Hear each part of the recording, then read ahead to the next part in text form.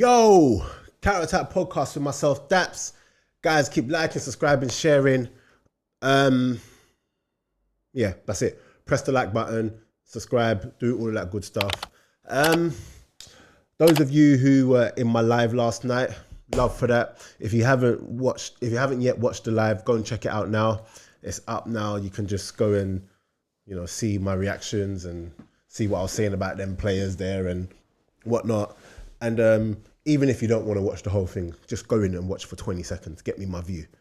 But no, on a real though, guys. I was obviously England have won 3-1, and if I'm being honest, I was expecting 1-0 England or a draw. I think what was evident very quickly in that game is that we've seen how the mantle of the player that is most valuable to England right now we can see it passing over to Bellingham. It's clear. Kane is still going to get the goals, but what Bellingham is doing in these matches, he's carrying on his form from Real Madrid straight over. Like, yes, he didn't get a goal, but he got an assist, maybe even two. He might even got 2 assists. But so I'm just watching the French game. Oh, yeah. So anyway, yeah, so we can see now that Bellingham has grown in his role. And we can already see what playing for Real Madrid and being in the form that he's in is doing for him, because the respect he's commanded from his team, the respect he's getting from other players, opposition players, is clear as day. And on top of that, he's performing at such a high level. He's the player that gets them going. To be honest, before England got their penalty, there wasn't anything going on. I couldn't really see how they were going to score their goal. And then out of nothing, him just chasing down the ball and being direct and running off the ball and whatever he's doing, he gets a penalty. And obviously Kane goes and puts that penalty away. Come on. But that boy Jude, man, he's a special player. He is a special player. And, I said on the live last night that, with all these players going for 100 mil, he's the one player that went for 100 mil that I'm not even mad at. Because if you look at what he's currently doing and what he has the potential to do, it's, that 100 mil to Real Madrid is going to be money well spent. It's going to be money well spent. Even at the end of the season, no matter how well he does from now to the end of the season, they're going to be looking at it as money well spent. Everything he did was with purpose. Everything he did was with force and urgency. He was the only one playing with any real urgency. Him and Declan Rice together are yeah, I'm here for it. I'm here for it. Him and Declan Rice, and what became evident during the game for me was just how happy I was that he didn't come to England to play football. I think that if he had come to England to play football, it would have made his game just like Dele Alli back in the day, where they saw that he could suddenly just score goals and get assists, and they made his game purely about that.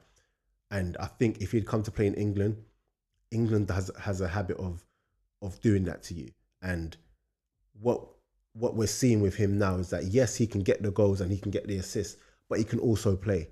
He can also link up play between midfield and attack very, very well. And he's becoming such an all-rounder that, like I said before, 100 mil is just going to be, it's going to be nothing in the grand scheme of everything and the player that they're going to get. So yeah, man, that boy Jude, man, I don't know how far he can go. I think he can go all the way to the top and become the best player in the world. I think he's not there yet, but he's on his way. He's on his way to becoming one of the best players in the world. Well, he's already one of the best players in the world, but the best, he's on his way. He's on his way. Like, even little things that he was doing, like, you can see that, just a couple months playing at Real Madrid has done him wonders. There was one pass he did. It was like a through ball to Foden, and Foden couldn't finish it or couldn't make the most of it. And it was like, the vision and the execution. You can see he's been chilling with them Real Madrid, man, playing at such a high level that when he comes to play with England, you can see the level that he's playing at. You can see the standards he's dealing with. And I'm going to say it again. Bellingham can go on to become one of the best players in football. He can go on to become the best player in football, let me say. Because I was watching the game and opposition players, like the Italian players are targeting him. When a player is seen as a threat, that players try to kick them, players purposely just go in rough on them. That's what they're doing to Bellingham, because he has the respect of the opposition. The opposition know just how good he is, and on top of that, his teammates know just how good he is. You can see that for someone so young, they look to him to make something happen. Even what he did, for Rashford's goal, yeah, it was 2 assists. No, it might not have been 2 assists. Yeah, even what he did for Rashford's goal, the little kicking it over the head and then driving forward and then giving the ball to Rashford. Even that, like the guy's a star, man. The guy is honestly a star. I'm so happy he's at Real Madrid. I don't think Real Madrid will spoil him. I think playing at Real Madrid, he's just gonna get better, because for someone so young, he's so mature. Jude Bellingham is so mature for someone so young. Whether it be the type of passes he's doing, whether it be like he's just his decision making, and not only that, his persona, his aura, everything about him, like he's just got star quality written all over him. And again, 100 mil is a steal for him. He's the only one who, of all the players that have gone for 100 mil, he's the one I'm looking at. I'm like, I'm not mad at. How can you be mad?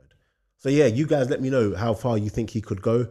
Are you happy that he didn't come to England? I think Real Madrid was the best place for him, unless he would have gone City. But even at City, they would have made it into that. I think what people are going to start to not appreciate, I hope people don't start unappreciating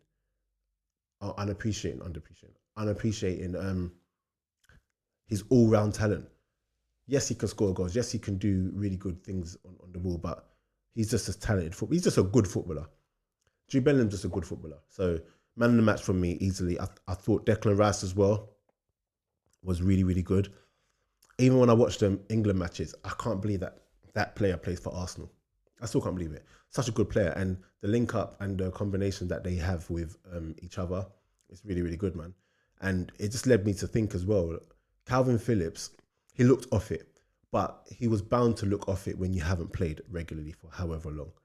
From the first, 2 minutes, he lost the ball in the first 30 seconds and then did one other tackle that was high for, and then to get the yellow card, he went in late on someone because he just looked off it. And it's not his fault. And I like Calvin Phillips, but, there's only so long that they can persist with him, and that's not down to his quality or down to his talent, but if you're not sharp, if you're not match fit, you're not really any use, especially when you have other options. So I think Southgate's got a tough decision to make. It's not really that tough, to be honest. It'll be interesting to see if Calvin Phillips goes anywhere in the January transfer window. I don't think he will.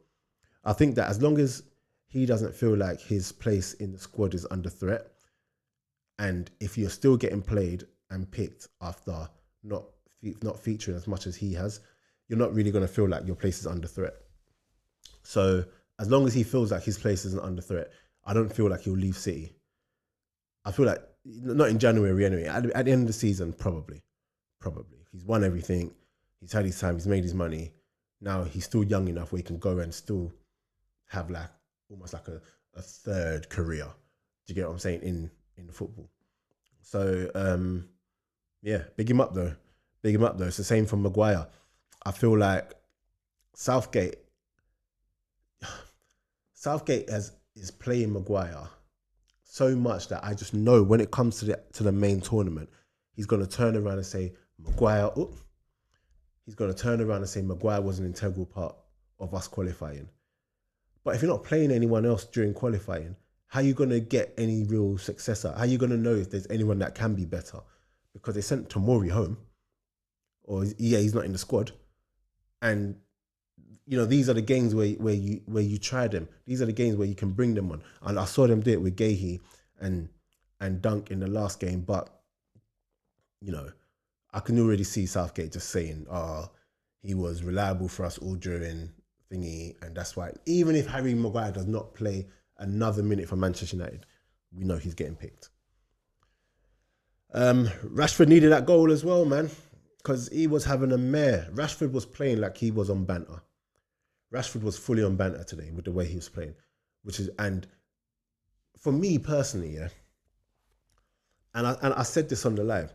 For me, you see, if Rashford just sticks to what he's good at, not what he's good at, that sounds harsh, but it's Rashford just, especially in a time when you're struggling for form, if you just play to your strengths, it's the best way to just get back on track.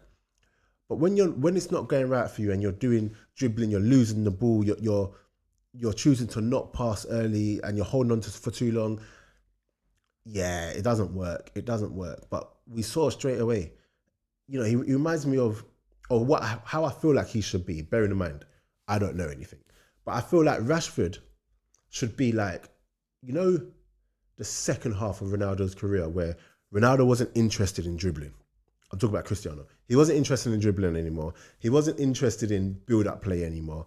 He would just lay off the ball and get into the box.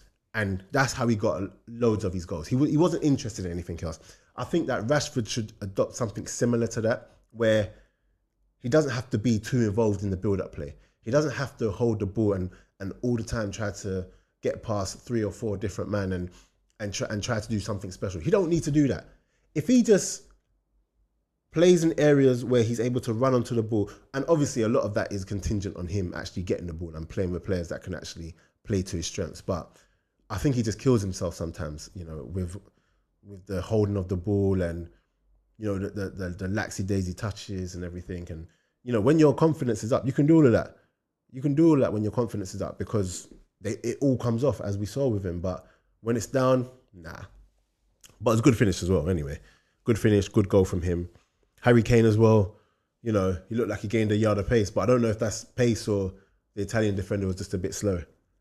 But yeah, overall, England did well, 3-1.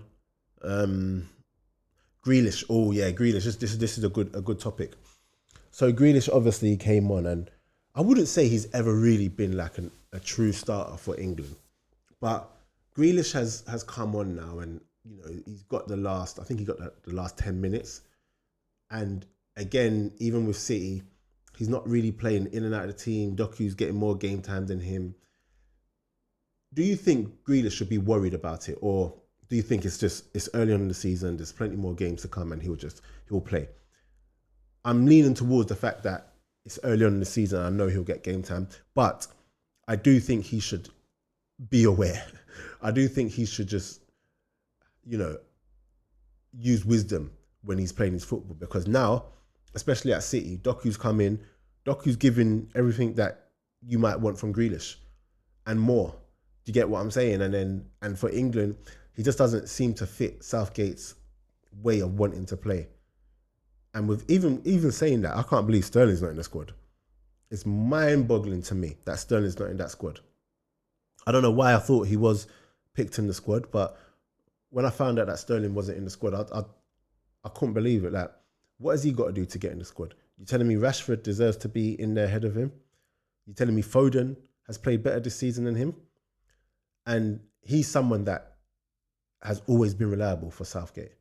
But the ones that, like Maguire and Calvin Phillips, they're the ones that, you know, are playing as well. And it just doesn't make sense why Sterling weren't in there. But if I was Sterling, I wouldn't even care. I wouldn't even care. Let them do what they do, because you know when it all comes down to it, you are one of England's best players. When you're on that pitch, you are most of the time England's best player. So, you know, even if you don't want to start him, it just doesn't make sense that you don't even put him in the squad. It don't make no sense. Let me see what's online, what's on the internet, what stories today. I want to know what happens with this whole Tonali situation. Honestly, like, it'll be interesting. I don't know if was this like something that carried over from Italy, where they knew he was gonna get caught, or he knew that an investigation, or where they knew that an investigation was happening, as in AC Milan. That's why they sold him, or is it something from here in England? It'll be interesting to see the ban he gets, though.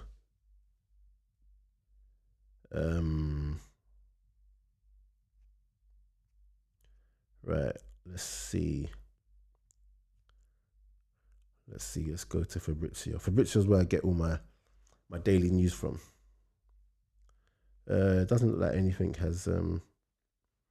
Yeah, Bellingham, what a player. Oh, Mudryk scored. It was a decent goal. Why is he trying to get form now that? Oh, that was a good goal, boy.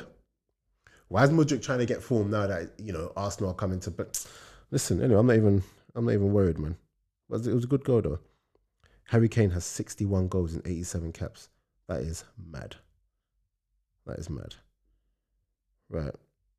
Di Maria, after Copa America, he's retiring. Yeah. Well, he's had such a good career. Retiring from international duty. He's had such a good career, man. And yeah, like he's even that World Cup, the World Cup win was something that he deserved because you see the work he's been putting in for Argentina. He deserved it, man. What a player. Wow. Mainz have announced decision to suspend El Ghazi after he posted a pro-Palestinian Instagram story and took position. Listen, that's mad. That's actually mad to suspend him over his being pro Palestine. That's crazy. That's crazy. They can't really do that, can they? Listen, big up Palestine, free Palestine each and every time. Okay, so Sandro Tonali currently at the federal prosecutor's office in Italy. I want to thank Newcastle again for how they're supporting Sandro, his agent said. Meanwhile, Nicolo Fagiolo has received a 7-month ban. Ooh. 7 months. Wait, I hope this gambling addiction issue will help to save Sandro's life, as well as many other sectors. Sandro understood that he has to focus his issue and face gambling addiction. Strong. Wait a minute.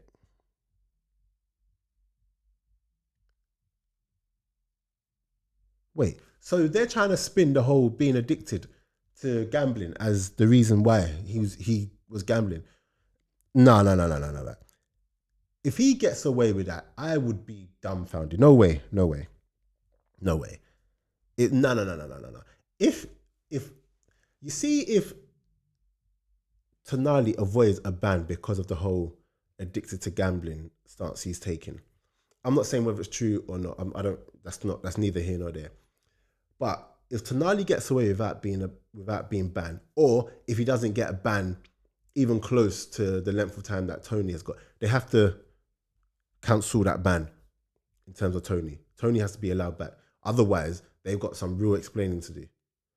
But then again, I'm not sure if this is Italian authorities or English authorities, or is it all the same? Is it all the same people that ban people? Because there might be different rules. So yeah, let me know. Let me know in the comments.